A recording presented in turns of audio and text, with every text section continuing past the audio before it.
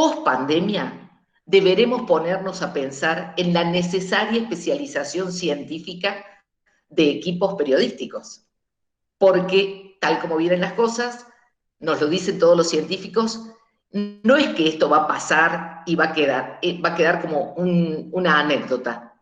Probablemente tengamos muchas más en el futuro y mucha necesidad de articular información especializada que tenga un curador formado para tal situación. Creo en eso, que vamos a una especialización en muchos otros rubros, en educación, por ejemplo, en violencia de género, por ejemplo. O sea, creo que para el futuro esa es una de las aristas. Cuando el cambio en la vida es tan rotundo, cuando todo lo que formaba parte de nuestro acervo social se quiebra, llámese abrazo, beso, reunión social, cuando todo eso se interrumpe, el periodista debe tener empatía para poder comprender el cambio y poder transmitirle al otro la necesidad de cuidado.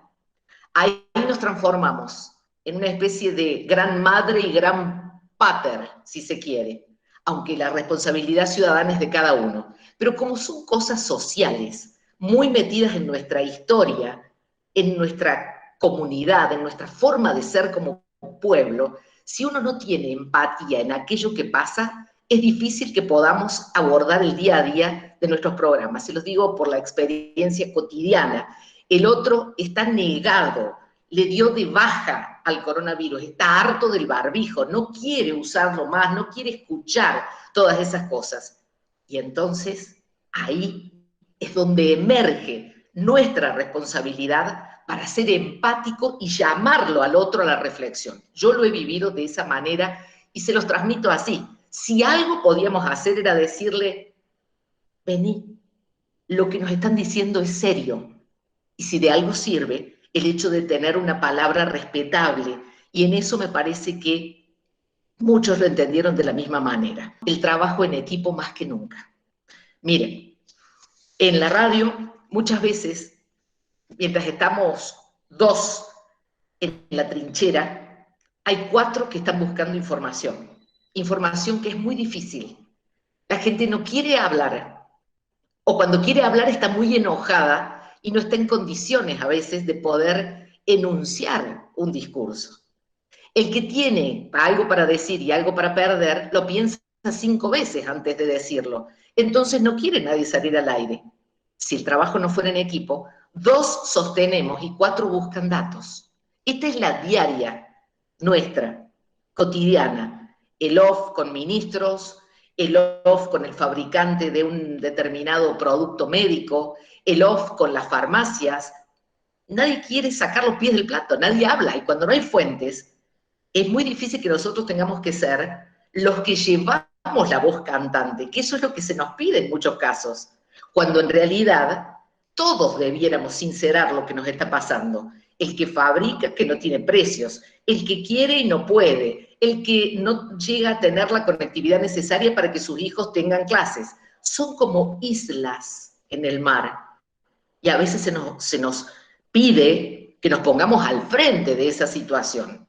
La información a veces está muy como hecha retazos, como un gran damero que no logramos verlo en totalidad. Por eso es tan importante el trabajo de los equipos. Y por último, la ubicación privilegiada que tiene Córdoba en un centro de generación de conocimiento científico con universidades, institutos específicos, nos exigirá a futuro una articulación entre esa academia y los medios de comunicación que hasta ahora no se ha podido dar de manera constante, articulada, para difusión, para conocer más de los nuestros, para poder también realizar otro tipo de prevención para las próximas pandemias del siglo XXI. Es un pecado, diría yo, de lesa humanidad tener tan cerca centros tan importantes y no conocerlos. No conocer científicos como la doctora Cámara, que hace del 2013 que viene estudiando coronavirus, y si no fuera por esto nosotros no lo hubiéramos conocido. No saber que hay una cantidad de desarrollos que estamos tan tapados no quiero hacer de esto, hoy es un día de celebración, pero de verdad hay mucha pavada que se genera, hay mucha información poco importante y a veces nos tendremos que poner a reflexionar entre lo que supuestamente genera interés del público y lo que le estamos entregando y cómo nos perdemos. No digo que todo va a tener que ser información científica, pero sí mirar en qué están, qué hacen y cómo podemos ayudar en la difusión masiva de ese conocimiento que hasta el día de hoy está muy encapsulado, muy encerrado en la academia o en los institutos de investigación y poco baja a la sociedad. Estas son, grosso modo, algunas reflexiones que con absoluta humildad les comparto de lo que es el trabajo cotidiano. Yo no estoy en este momento en la enseñanza, José Luis lo hará desde el punto de vista de la academia. La trinchera de los medios es de equipos cortos, donde nos hemos estado cuidando mucho porque hemos trabajado de a 4, en algún caso 3, porque teníamos mucho miedo también de infectarnos. Ya tenemos algunos la primera dosis y entonces vamos como un poco más relajados. No obstante, había una opción de no ir a la radio y de hacerlo desde la casa, y fue rotundo el no de todos mis compañeros, porque todos consideraron que la altísima responsabilidad que teníamos de este momento que nos tocaba merecía y necesitaba ir cada día a ese lugar, porque es diferente. No es lo mismo estar solo en la casa emitiendo que estar ahí discutiendo. Fueron días de muchas discusiones, de contraposición de ideas, y eso para mí lo hizo muy rico y una experiencia única en la vida profesional. Miren que hemos vivido la explosión de la AMIA, hemos vivido la explosión de Río Tercero, hemos vivido la guerra de Malvinas siendo muy jovencitos, pero esta experiencia en sí misma, la tensión que supuso para los equipos de calle, con la posibilidad de infectarse, con muchos compañeros infectados, para los equipos dentro, con cortos recursos que en muchos casos no se podían multiplicar, y con nuestra ignorancia. No vamos a dejarlo de lado. Nosotros no somos científicos, no sabemos de qué se trata. Por ende, somos como ciegos y nos van llevando de la mano los infectólogos. Fue el año de la información científica y de los infectólogos. Pues abogo por mucha especialización y sinceramente, cuando nos hemos equivocado, lo hemos tenido que decir. Lamentablemente no es una ciencia exacta la nuestra, sino que día a día va dando una nueva oportunidad. Feliz día a los periodistas en Córdoba y en Argentina, y felices 50 años al Colegio Universitario de Periodismo, del que guardo tan gratos recuerdos. Bueno, la pandemia ha sido, yo creo que el gran detonante, el gran catalizador, el gran acelerador de los procesos que llamábamos de transformación digital. Si tuviéramos que fijarnos en un elemento positivo de la crisis mundial que arrancó en marzo de 2020, yo creo que podríamos indicar precisamente el gran empujón que ha supuesto esta tormenta perfecta para muchas organizaciones, profesiones, instituciones, por supuesto para las universidades, el gran empujón que ha supuesto para abrazar finalmente el proceso que llevábamos predicando durante tanto tiempo de la necesaria transformación digital. Es decir, la necesidad de repensar nuestras organizaciones, nuestras instituciones, el periodismo, los medios de comunicación, a la luz de ese trípode tecnológico que con la red de Internet, los dispositivos móviles de acceso y las redes sociales ha dibujado el nuevo panorama contemporáneo. Decíamos en el título de esta sesión, aprender, enseñar y ejercer el periodismo, y yo sobre estos 3 núcleos quería compartir 3 ideas breves sobre cada uno de los 3. intentando mapear algunos temas que me parece relevante para seguir pensando y para canalizar un poco esta discusión. La parte de aprendizaje tiene más que ver, por supuesto, con los alumnos, con quienes están ahora mismo estudiando periodismo o cualquiera de las especialidades de comunicación, como puede ser el marketing, la comunicación política, la ficción audiovisual, toda la gente que se forma en las facultades de comunicación. Yo creo que en términos de aprendizaje hay un primer elemento importante que es la gestión de la identidad y de la marca personal. Yo creo que los estudiantes han sido especialmente conscientes durante estos últimos meses de qué importancia crucial, estratégica tiene la gestión de su identidad y la gestión de su marca, la gestión de la huella que dejan en el mundo digital con todas las actividades y contenidos que comparten. La presencia pública en la red creo que es el gran reto de aprendizaje para los estudiantes de comunicación. Estar en las redes no solamente como un divertimento personal o por razones familiares o sociales o de grupos de amigos, sino a empezar a construir una marca y una identidad que aporte valor el contenido que compartimos en las redes para que vaya conformando esa identidad profesional que esperamos abrazar en el futuro. La segunda idea para el tema de aprendizaje tiene que ver con el aprendizaje autónomo. Una de las experiencias más importantes de la pandemia para los estudiantes universitarios ha sido sin duda el cómo ha pivotado el proceso de enseñanza-aprendizaje desde los profesores hacia los estudiantes. Los estudiantes se tienen que hacer cargo de una forma cada vez más importante de la gestión de su proceso de aprendizaje. El aprendizaje que tiene que ser cada vez más autónomo y tiene que ser también cada vez más permanente. Hay que pensar en un proceso que no va a terminar nunca, más allá de los años que están en las universidades, qué importante es para, especialmente en los ámbitos de comunicación que están tan influidos por la tecnología, seguir ese proceso de aprendizaje de forma permanente. Creo que es importante que los estudiantes se marquen metas durante y por supuesto más allá de su etapa de formación formal o académica. La tercera idea en este primer apartado, coincidiendo con lo que ha planteado Rebeca, tiene que ver con la especialización temática. Si alguien tenía alguna duda de la importancia que tiene hoy para un comunicador, no solamente saber comunicar, sino también saber acerca de algo, pues esta crisis lo ha puesto especialmente de manifiesto. Especialización temática para periodistas puede ser en el sector farmacéutico, puede ser en el sector de biotecnologías, puede ser incluso en sectores que no tienen que ver, por supuesto, con salud o con divulgación de la ciencia, sino con nuevos horizontes de la tecnología, como puede ser el caso de los vehículos autónomos.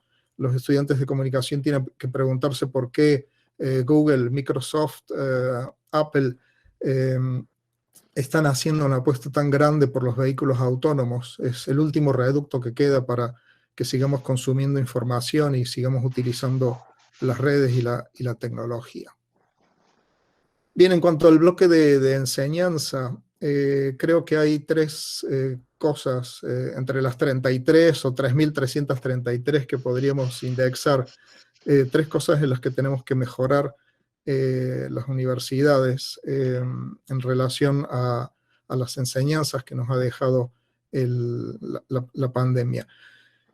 Yo creo que hay que mejorar la capacidad de recoger y analizar información, es decir, hay que mejorar los modos, las metodologías en las que enseñamos lo que antiguamente se llamaba news gathering, la recogida de noticias, ahora es recogida de información y sobre todo análisis de información de la mano de esos procesos que genéricamente se conoce como Big Data. Es necesario no convertir necesariamente a los periodistas en científicos de datos, pero hay que hacer una apuesta renovada para que los estudiantes en las escuelas de periodismo gestionen de manera más eficaz y con menos miedo grandes volúmenes de información, grandes volúmenes de datos. El segundo aspecto en el que creo que tenemos que mejorar en la enseñanza tiene que ver con el desarrollo de nuevas capacidades narrativas, alineadas con lo que podrían llamarse ahora mismo las nuevas narrativas digitales o de manera un poquito más genérica las narrativas transmedia. Hay que apostar por entrenar a los estudiantes en destrezas que permitan el uso de lenguajes múltiples, no solamente los asociados a un medio, como puede ser el medio audiovisual, el medio radiofónico o el medio impreso. Y en tercer lugar, yo creo que hay un gran reto para las facultades de comunicación que tiene que ver con mejorar la transversalidad de las materias, digamos así, de comunicación con otras disciplinas.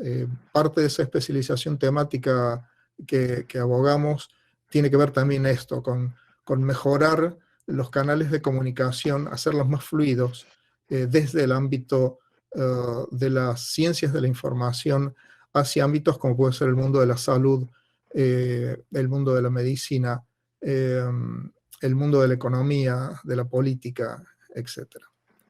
Bien, en cuanto al ejercicio del periodismo en la pospandemia, yo he marcado aquí tres claves. Una me parece que es pensar y hacer el periodismo más allá de los medios.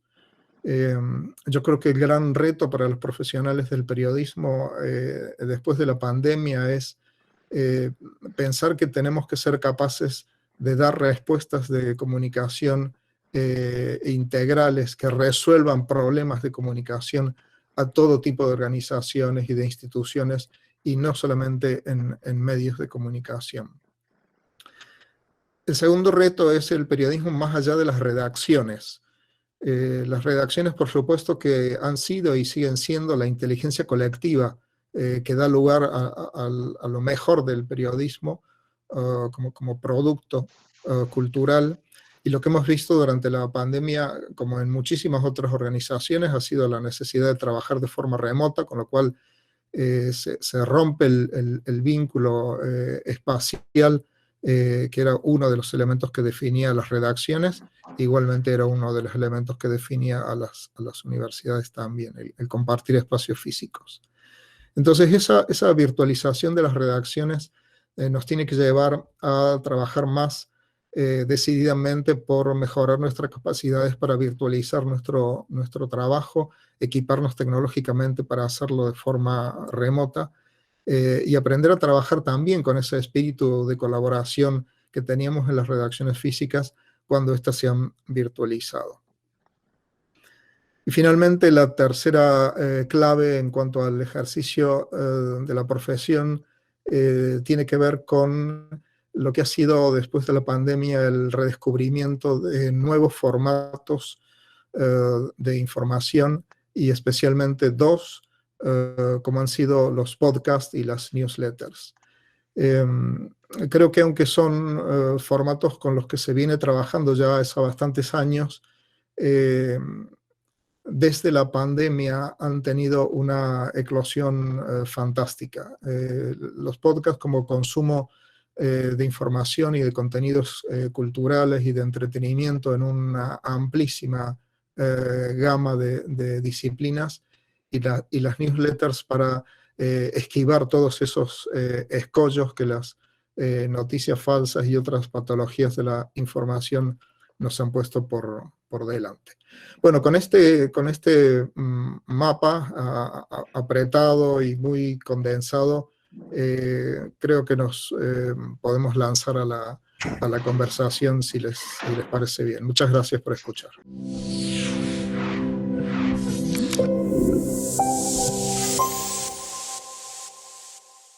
Bueno, vamos a canalizar algunas preguntas que nos dejaron quienes nos están acompañando hoy. Por ejemplo, Karina Winkler consulta si consideran que se ha revalorizado el rol social que cumple el periodismo a partir de la pandemia Y Cecilia Ochoa, en esa línea también, pregunta si creen que la demanda de noticias llevó al periodismo a posicionarse en un nuevo orden de valor que había perdido durante los últimos años. O sea, sabemos que con la pandemia se incrementó mucho el consumo de noticias, ¿no? Y la búsqueda de las audiencias, de acudir a fuentes confiables, de acudir al periodismo confiable. Bueno, ¿cómo piensan que podemos aprovechar esta oportunidad, si se quiere, quizás todavía frágil en algún aspecto, para que no se diluya? Y sí, yo creo que es así, que hubo así como una gran necesidad de confiar en quien decía lo que decía, ¿no? Que en definitiva sería como el último resguardo que tenemos en un tiempo de audiencias tan desgranadas, en donde cada uno consume lo que quiere, cuando quiere, a la hora que quiere. Entonces estamos también en una crisis de esas audiencias que antes eran prácticamente, eran la mayoría propias de cada medio. Hoy eso está muy, muy en tela de juicio. Entonces, creo que es un momento, un punto de inflexión importante hacia el futuro. Yo no logro imaginarlo en totalidad. Es decir, no sé cómo será en el futuro. Tal vez José lo tenga más claro. Yo todavía observo que hay una migración hacia otras formas de consumos culturales, pero y han quedado tal vez muchas personas, más bien una audiencia añosa, más grande, que tiene más tiempo y que ve varias veces las mismas noticias o escucha varias veces las mismas cosas. Pero las nuevas generaciones se nos está haciendo difícil, salvo a través de podcasts o a través de redes sociales, llegar a ellos con la información que antes tenía un determinado horario, un horario de la mañana donde generalmente pasaba prácticamente todo. Hoy muchas de esas verdades han caído, entonces no puedo imaginarme cómo será en el futuro. La calidad tendría que ser una constante siempre, eso no debiera ser negociable, el tema de la calidad de información que se genera y lo que se está ofreciendo. La respuesta corta para Karina y para Cecilia es sí. Efectivamente, yo creo que la pandemia ha puesto de manifiesto a escala global la importancia vital, en un sentido literal, que tiene la información. Recordemos que meses después de ponerse en marcha esta tormenta perfecta, en septiembre de 2020, la Organización Mundial de la Salud reconoció la existencia de la infodemia, una pandemia que afectaba a la circulación de información acerca de la pandemia sanitaria, bautizada como infodemia. Y frente a esa terrible patología de la información que se ha bautizado de muchas formas, como fake news, como desinformación, noticias falsas, bulos, trastornos de la información, la única respuesta posible es más y mejor periodismo. Ha habido un movimiento global de crecimiento de las suscripciones a medios de comunicación electrónicos, porque los usuarios comprendieron que era necesario pagar para obtener periodismo de calidad y que era la única forma del periodismo de calidad de sortear esa tormenta también generada por la infodemia. Igualmente crecieron muchísimo durante los últimos 12 meses los servicios de suscripción tanto a contenidos de entretenimiento, los servicios de televisión en streaming, como la música. Es decir, los usuarios están dispuestos a pagar por contenidos de calidad y por periodismo de calidad, y ese me parece que es otra de las consecuencias de esta tormenta perfecta. De modo que sí, se ha revalorizado el papel de la información, el papel de los medios, y yo creo que ha crecido la conciencia de que es necesario pagar y que vale la pena pagar para tener periodismo de calidad. Bien, Andrea Vargas pregunta, ¿hay una importancia de contar y de transmitir lo que está pasando, dice ella, sin generar temor o más paranoia? ¿Cómo se maneja este límite? Pregunta Andrea. ¿Cómo lo ves, Rebe? Con mucha, mucha responsabilidad y calma a la hora de, a veces llegan muchas noticias, llegan gente que quiere dar determinados mensajes, y lo que antes hubiera sido de una primera lectura, hoy lleva 2 y 3 y 4 lecturas. ¿Qué significa esto? No es autocensura, es decir, esto, pasarlo por varios tamices, no solo el de las dos fuentes, sino decir, ¿a qué obedece esto? ¿Qué significado tiene? ¿Qué es lo que están queriendo indicarnos con esta situación? Eso es lo que tratamos de hacer con absoluta responsabilidad, para no generar caos. Ha habido mucha información falsa que se intentaba, no sé, o sea, hay personas que a veces creo que nos ponen a prueba. Hay gente que nos pone a prueba para saber si enganchamos cualquier tontería que se largue, y entonces creo que es importante volver al viejo ejercicio de la profesión, es decir, de dónde viene, buscar una fuente confiable, tratar de parar la pelota, no ser rápido, sino ser confiable. Y cuando dije que había gente que no quería hablar, hay muchos intereses creados detrás del tema de la pandemia. No podemos mirarlo solamente desde el punto de vista humano. Hay muchos intereses creados, y entonces eso hace que muchas veces no podamos tener la foto completa. Por ejemplo, de los insumos médicos, todo lo que se produce, lo que se importa, los precios, la manera en que se desataron los precios de los medicamentos. Hay muchas personas que podrían hablar sobre ese tema y que no quieren hablar, y es un tema central en el medio de la pandemia. A eso me refería cuando dije que hay muchas personas que hacen off con nosotros, nos dicen cosas. Ustedes saben que esto ocurre, y después cuando llega el momento de hacer una nota al aire, terminamos colocándonos en voceros de quienes no quieren decir al aire. Lo mismo pasa en muchos casos con los gobiernos, ¿no? Cuando no quieren decir una información que consideran que no va a ser tomada bien por la opinión pública. A la pregunta de Andrea, yo creo que para darte una respuesta, digamos así como más desde la reflexión académica, yo creo que sería interesante plantearse realmente hay que contar todo lo que está pasando, realmente tiene sentido consumir toda la información acerca de lo que está pasando. Mi respuesta hipotéticamente es no, es decir, yo creo que todos hemos aplicado en cuanto a consumidores de información un filtro a la información que empezamos a consumir acerca de la pandemia, porque de lo contrario no podíamos afrontar nuestro día a día. Era tan terriblemente doloroso, pesado, y nos hacía sentir tan impotentes el conteo de víctimas. Entonces, desde el punto de vista de la generación de información, también es interesante plantearse como medio de comunicación, según la característica de cada medio, la periodicidad de nuestra propuesta informativa, etcétera, si realmente estamos aportando valor cuando contamos lo que está pasando en tiempo real, o si podríamos aportar mucho más valor parando ese tema, analizándolo, contextualizándolo, buscando fuentes alternativas, explicándolo de un modo que no cause alarma y que le permita a la gente tomar decisiones para mejorar su vida, ¿no? Entonces yo creo que hay una llamada de atención bastante importante acerca de los riesgos y los límites del tiempo real, que era otra de las grandes promesas de la era digital, ¿no? Es bastante problemático gestionar una pandemia en tiempo real sin caer en las trampas a las que hacía referencia Rebeca. Les quisiera contar una anécdota real, algo real que nos ha sucedido hace muy poco tiempo.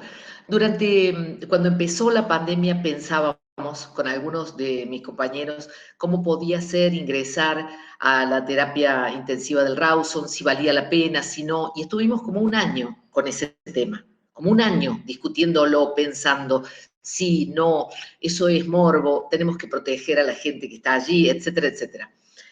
Hace 20 días, prácticamente fue un pedido al revés.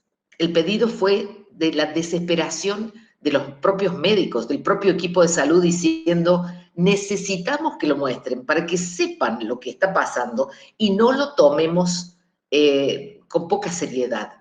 Vengan con todos los cuidados. Y fue un equipo de Canal 10 en este caso, pero también han ido otros compañeros de otros medios, y fue muy fuerte. Se hizo lo mejor que se pudo, en el sentido de que no es tan sencillo ir en ese desfiladero y no caer en algún momento en la propia emoción.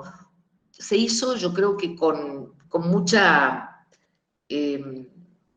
honestidad, con mucha sencillez, pero a la vez acudiendo al pedido de médicos terapistas que decían, vengan a estar un rato con nosotros. Y así fue que tuvo una alta cobertura, incluso medios nacionales tomaron eso, porque lamentablemente pareciera que si no se ve, no se cree muchas veces lo que es un relato que otros hacen.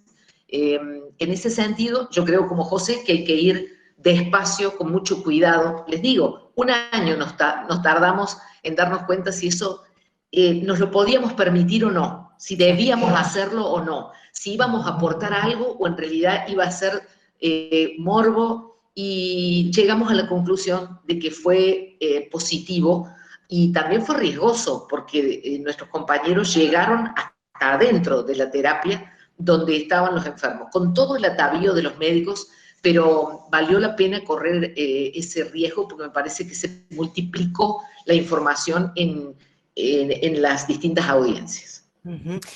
Justamente en este contexto que es de tanto dolor, ¿no? Y de, bueno, las noticias, decías vos, Rebeca, hace un rato que, bueno, hay un monotema, obviamente, que nos atraviesa en todas las dimensiones de nuestra vida, y noticias sobre restricciones, contagios, personas fallecidas, hospitales en situaciones críticas, personas o sectores que están sufriendo muchísimo, ¿no? La pandemia. Pregunto qué lugar cabe a la esperanza, ¿no? Siempre, siempre, siempre, siempre hay lugar para la esperanza. Nosotros le llamamos como respiros que nos tomamos. ¿Y los respiros de dónde vienen? Bueno, es increíble. Cuando estamos tan atomizados en un solo tema y con tanta tristeza, una cosa cotidiana, algo sencillo, algo, te diría, hasta fútil, cualquier detalle, es como un hilito que uno lo va tirando y ahí te das cuenta la necesidad de esperanza del otro. A veces un poema, un libro recomendado, una serie en la que discutimos, un partido de fútbol. Estamos buscando excusas para reírnos un poco. Estamos buscando excusas para intercambiar y decir, no estamos perdiendo el tiempo, pero estamos, porque ¿sabes qué? Y sobre todo en la radio hay mucha gente solita, hay mucha gente que ha quedado sola.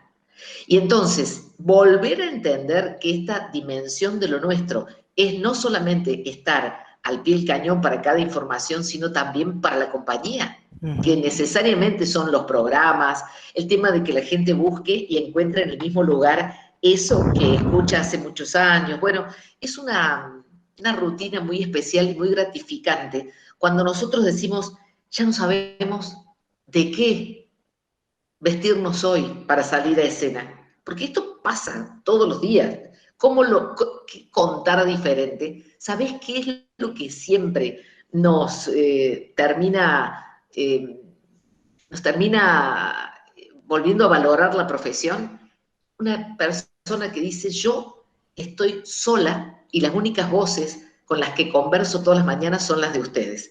Y entonces ahí ya volvemos a tener una fuerza adicional. Y la otra cosa es que el viejo oficio nuestro de buscar historias, de buscar qué hay detrás de cada cosa, sigue devolviéndonos la posibilidad de la esperanza para con la gente. ¿Por qué? Porque cuando todo está perdido, siempre hay alguien, o dándole una mano al vecino, generando una idea genial dentro de un laboratorio para que tengamos otra esperanza en una prueba médica. Y entonces ahí es cuando la esperanza en el hombre vuelve a renacer. Entonces, ahí es donde yo justifico que a pesar de todos a los agoreros que dicen que nuestro oficio va a morir, yo creo que nunca va a morir, porque mientras haya algo que contar, alguien lo va a tener que buscar, lo va a tener que desentrañar y se lo va a tener que contar a otro. José, no sé si querías agregar algo o tengo otra pregunta que seguramente vos nos vas a poder ayudar a resolverla. Vamos a por ella. Vamos por ella. Bueno, han llegado varias preguntas también en relación a ese futuro que vendrá. ¿Cómo creen que va a evolucionar en el futuro la profesión con esta explosión actual que han tenido algunas plataformas como Twitch, por ejemplo, o plataformas de transmisiones en vivo online como, bueno, YouTube, Facebook Live, etcétera? Eso nos pregunta Javier Rodríguez, que también está sumándonos la pregunta en ese sentido, Javier, aquí en el chat. ¿Cómo ven esas nuevas plataformas y esas nuevas posibilidades? Si algo hemos aprendido en estos 20 y tantos años en los que llevamos analizando los impactos de las tecnologías digitales sobre el periodismo y la comunicación, es que tenemos que empezar a ser un poco más agnósticos respecto de las plataformas. Hemos estado durante demasiado tiempo muy enamorados de las plataformas, de cada nueva plataforma que aparecía. Hemos predicado la necesidad de abrazarla y de lanzarnos a ella. Y yo creo que la gran enseñanza que no me canso de repetir a mis estudiantes es que las herramientas, y las plataformas son herramientas, las herramientas no son la estrategia.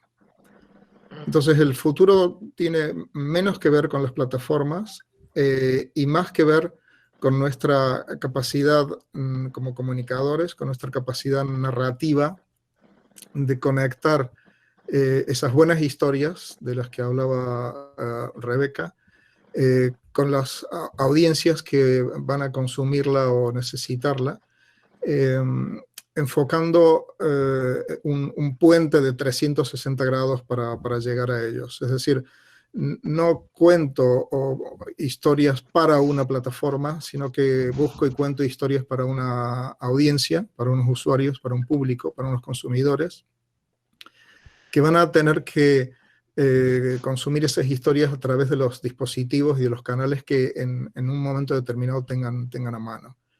Entonces, frente al culto a la plataforma como tótem, yo creo que hay que volver al culto por el storytelling y hacerlo absolutamente transmedia, a tal punto de que dejemos, espero, en el futuro de utilizar la palabra transmedia, porque no vamos a concebir ninguna otra forma de hacer comunicación si no es de forma transmedia.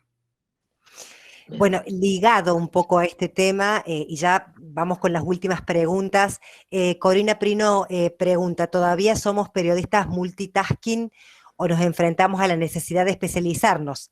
Y Soledad Sierra de la Rosa dice, me gustaría preguntarles cuál es el rol que cumple actualmente el periodista que trabaja en un medio tradicional, en este nuevo escenario, no solo y como si fuese poco con pandemia, sino también en estar inserto en múltiples formatos comunicacionales de estructura dinámica, en donde todos de alguna manera producimos información y generamos tendencia algorítmicamente.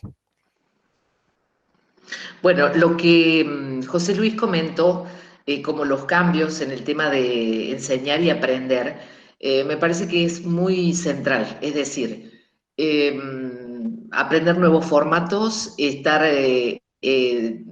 produciendo de manera horizontal, ser uno su propio editor, poder hacerlo prácticamente todo. Ahí estaría el gran cambio, que en mi caso, que lo he vivido con una teletipo que tiraba un cablecito y que no se volvía a repetir, es fantástico porque es mucho más fácil todo, mucho más sensible, mucho más accesible. Yo creo que las nuevas generaciones tienen que tener eso como parte central del aprendizaje, la búsqueda de los datos, la búsqueda de las historias, pero después está todo lo otro, que es que la tecnología no lo pase por arriba, sino que la tecnología sea el medio para poder hacer sus diversos productos o sus diversas formas de contar. En las redacciones se vive, o sea, en los medios tradicionales se vive una especie de convivencia entre centennials, que son los pasantes, los nuevos proyectos de periodistas, y los que ya llevamos 40, 30, 25 años de ejercicio de la profesión. Se va entremezclando, hay una rapidez de generación de información hay cosas que han venido para hacer más fácil todo. Hoy, lo que antes tardábamos un montón de tiempo y notas de papel, etcétera, etcétera, para pedirle una nota a alguien, es simplemente una comunicación vía WhatsApp. Lo que tiene de bueno también tiene de malo, que es que a veces uno tiene tal cantidad de información que se le va haciendo como un cuello de botella y no llega a poder procesarla toda. Yo creo que con el tiempo los equipos se van a ir ajustando, pero siempre también, como José les dice a sus alumnos, yo les digo a la gente que trabaja conmigo, lo más importante es lo que pasa y que podamos contar. Después veremos cómo lo hacemos noticiable en Twitter, en Instagram, en Facebook, donde sea. Pero si no tenemos nada, si no nos afincamos en algo para contar, esos medios podemos tener mucha conectividad, pero una conectividad vacía. Por lo menos eso es mi experiencia. O sea, el medio como tal sigue siendo el mensaje. Yo a Corina le diría dos claves. Una es especialización temática y la otra es diversificación narrativa.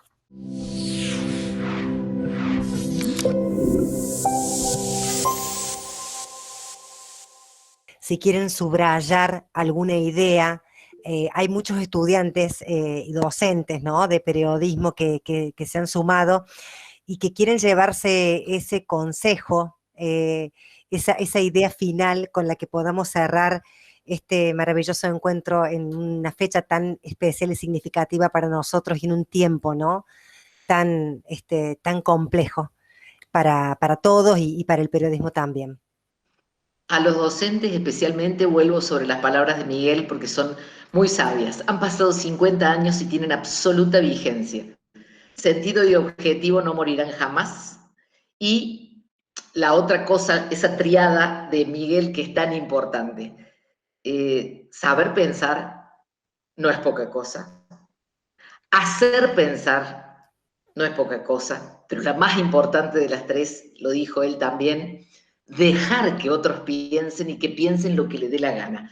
Ese ejercicio de la libertad, cuando uno lo puede ayudar, acompañar en la tarea que hacen los docentes, es fabuloso, y ahí está la esperanza en los periodistas que vienen.